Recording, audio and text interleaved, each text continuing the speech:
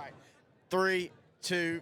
All right, now joined by the head coach of Bandara, Coach Joe Fontenot-Amede. And Coach Bandara, I was just reading a couple years ago, y'all had y'all's back-to-back first winning season since '09. You've now laid down a foundation to not only y'all making the playoffs, but I know we talked about y'all on our Dark Horse show. Dave Campbell's talked about y'all. Y'all starting to kind of be known to the region and such.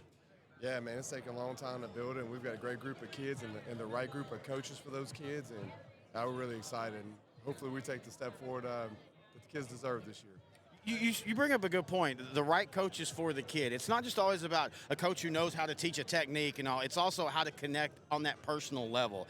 And talking, and this is one of the reasons why I love covering 4A and lower. And I know it happens at the bigger ones, but the lower programs, it's not only the kids, it's the true community that you coaches connect to. Yeah, man, and our community is one of the biggest parts of what we do. Obviously, we bring people back home to Bandara. And I think I have 9 coaches within my program, whether it's a boys sport, a girls sport, high school, middle school. We've got 9 coaches that we're able to bring back home. And, yeah, we love our community, man. It's an easy tie. They all want to give back and be back in Bandara. For you coming into this year, what's the biggest strength for Bandara? Man, we've got a lot of good skill kids. A lot of returners defensively. I think we've got 9 out of 11 back, and we're getting some guys back from injury. And, man, just a lot of kids who've played a lot of football and pretty explosive offensively. So we're pretty excited. What are you worried about? Like, what are your holes you feel?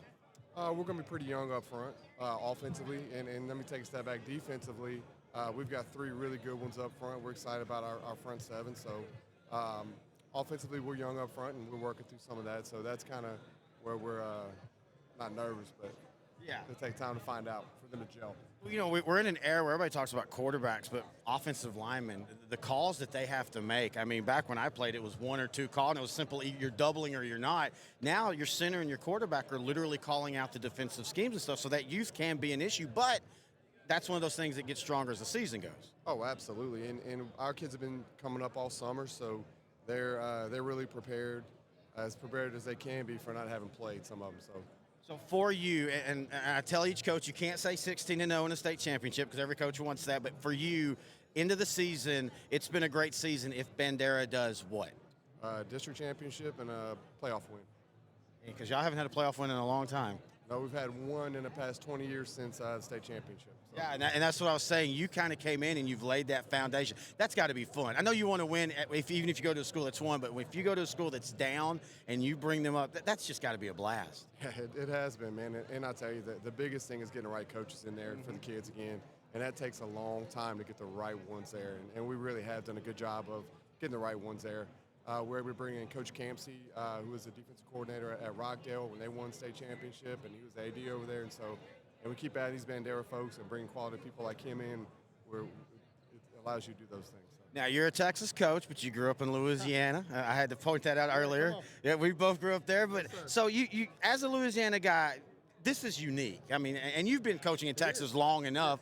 But the craziest thing is I saw a couple Louisiana high school coaches over here. I've seen a couple New Mexico, and they literally say they come here because they can't get this in their state. What Texas does is just so unique. Yeah, we've got the best organization in the country, man. THSCA, and in particular with UIL, man, it's the best. Absolutely the best. All right, last question. What's the most important thing in a gumbo? Oh, man, got to get the roux right. There you go. See, that's how I know you're from Louisiana. It's always the roux.